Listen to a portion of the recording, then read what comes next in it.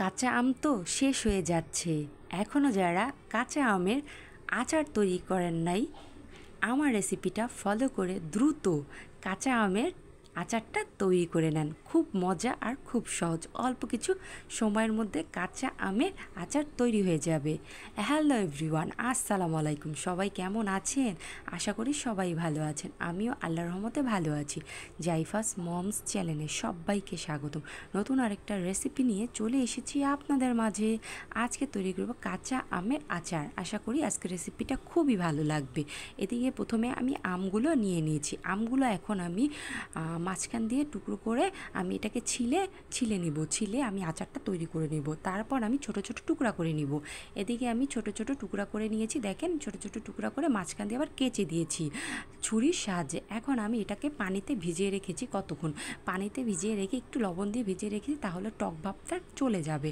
এদিকে ভিজিয়ে রাখার পর তারপর আমি এটাকে করব কি, একটা হাঁড়ির মধ্যে আমগুলো ভালো করে ধুয়ে ঝরা দিব, মানে সুন্দর মতো পানিটা ঝরিয়ে নিব। আর আমি রৌদ্রও দিব না আজকে আমটা।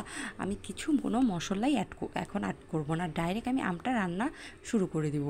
তো এদিকে আমি আমটা এখন একটা ঝাড়ির মধ্যে সুন্দর মতো ঝরিয়ে নিলাম। দেখেন, ঝরিয়ে নিচ্ছি। ঝরিয়ে নেওয়ার পর এখন আমি এটাকে আমার যা যা মশলা লাগবে সেই মশলা আমি অ্যাড করব। মশলাটাকে আমি বানিয়ে নিব। হ্যাঁ, বানিয়ে ওই মশলা আমি আপনাদেরকে দেখাচ্ছি। আশা করি আজকের আমের রেসিপিটা দুর্দান্ত হবে। তো এদিকে দেখেন, আমগুলো আমি সুন্দর মতো ঝরিয়ে নিয়েছি। এখন এদিকে মশলার মধ্যে আমি মশলা নিয়েছি। যে দেখেন, এখানে আমার অনেক ধরনের মশলা আছে। আমি এখানে প্রথম নিয়েছি, এখানে হলো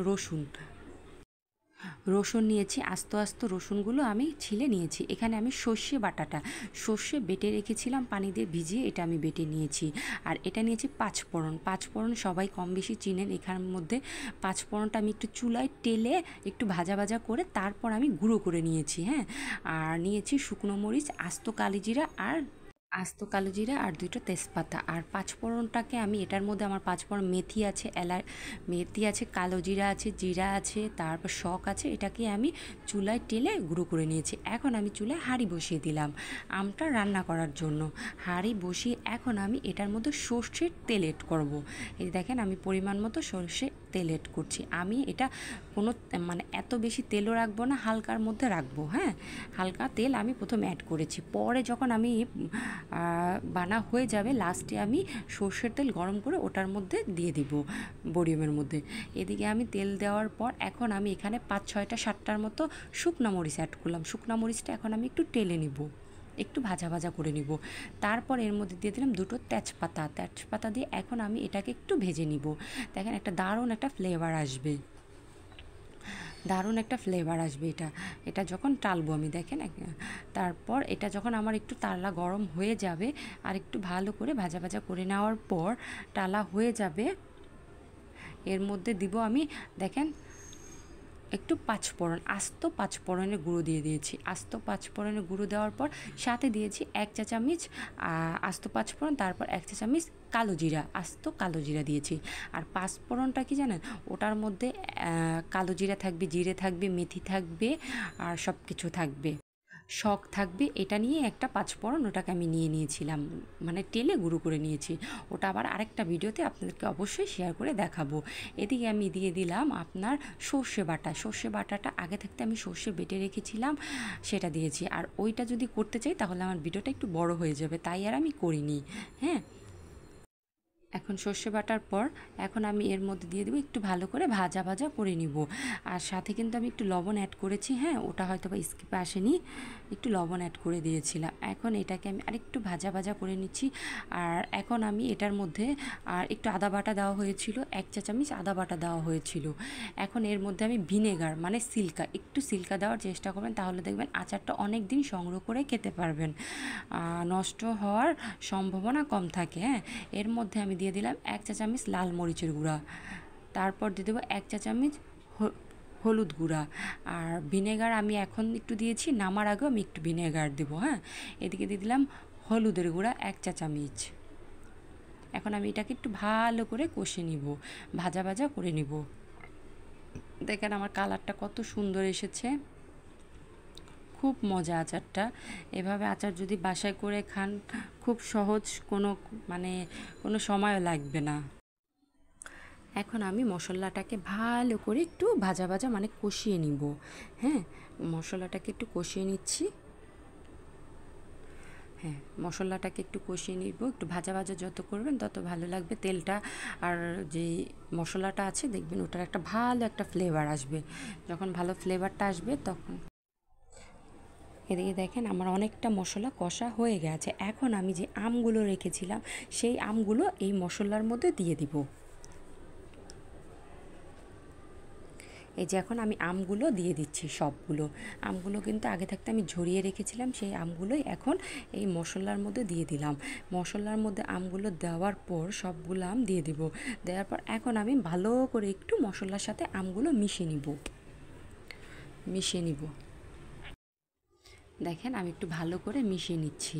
একটু ভালো করে মিশিয়ে নেওয়ার পর এটা একটু ঢেকে রাখবেন, একটু পরপর নাড়া দিয়ে দেবেন। তারপর দেখবেন আস্তে আস্তে আমগুলো একটু চেঞ্জ হয়ে যাবে কালার, আর আস্তে আস্তে নরম হয়ে যাবে। মাঝখানে মাঝখানে একটু নেড়ে দেবেন। এখন উপর দিয়ে আমি আরেকটু লবণ ছিটিয়ে দিলাম। আমি উপর দিয়ে লবণ ছিটিয়ে দিয়েছি। লবণ ছিটিয়ে দেওয়ার পর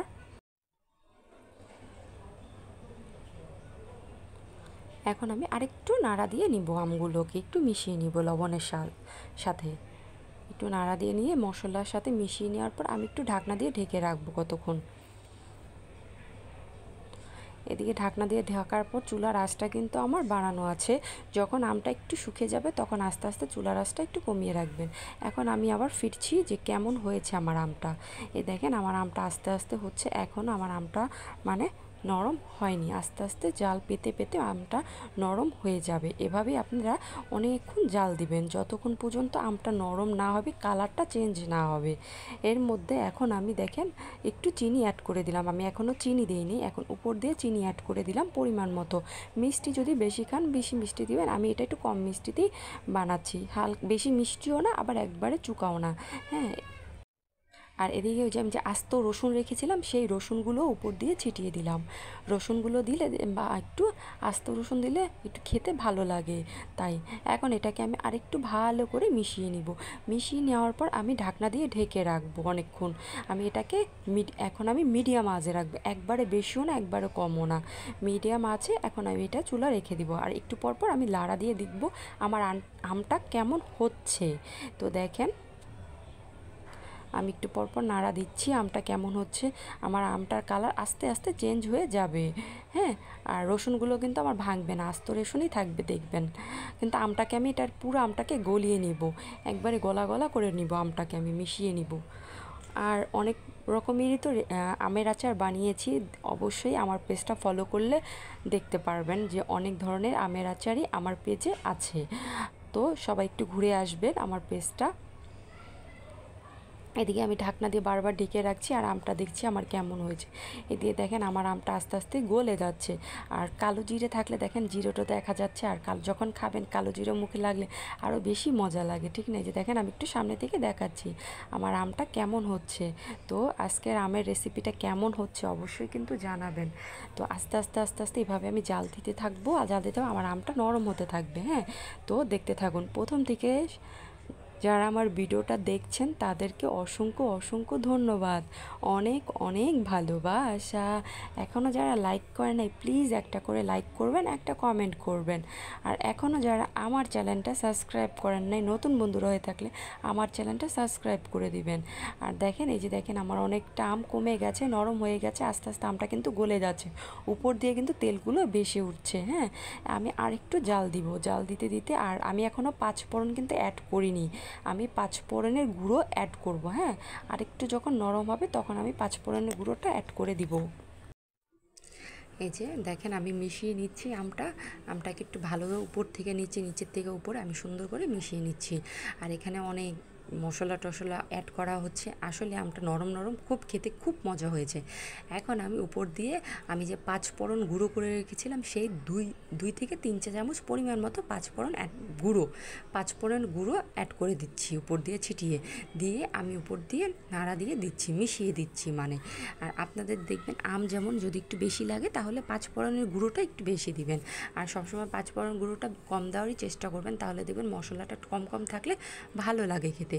এদিকে দেখেন এই যে আমার আচারটা প্রায় হয়ে গেছে, এখন অনেক সুন্দর কালারও এসেছে, একবারে গলে গলে গেছে। কেমন হয়েছে আজকের আমের আচারের রেসিপিটা অবশ্যই কিন্তু জানাবেন। এখন আমি সুন্দর মতো পরিবেশন করে নেব।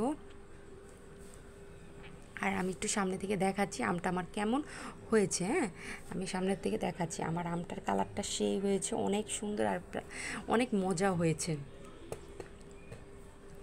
দেখেন। আর আমার রসুনগুলো কিন্তু এখনও ভাঙে নাই, আস্তে আস্তে রয়েছে। তো আমি সুন্দর মতো পরিবেশন করে নিয়েছি আমের আচারটা। আমি একটা মানে ডিব্বা বা বরিমে, কাচের বরিমে আমি সংগ্রহ করে রেখে দিব। আর এর মধ্যে আমি সিল্কা অ্যাড করেছিলাম, তাই আরও ভালো লাগবে। তো আজ এই পর্যন্তই, অন্য এক সময় অন্য আরেকটা রেসিপি নিয়ে চলে আসব আপনাদের মাঝে। সবাই ভালো থাকবেন, সুস্থ থাকবেন। আল্লাহ হাফেজ, আসসালামু আলাইকুম।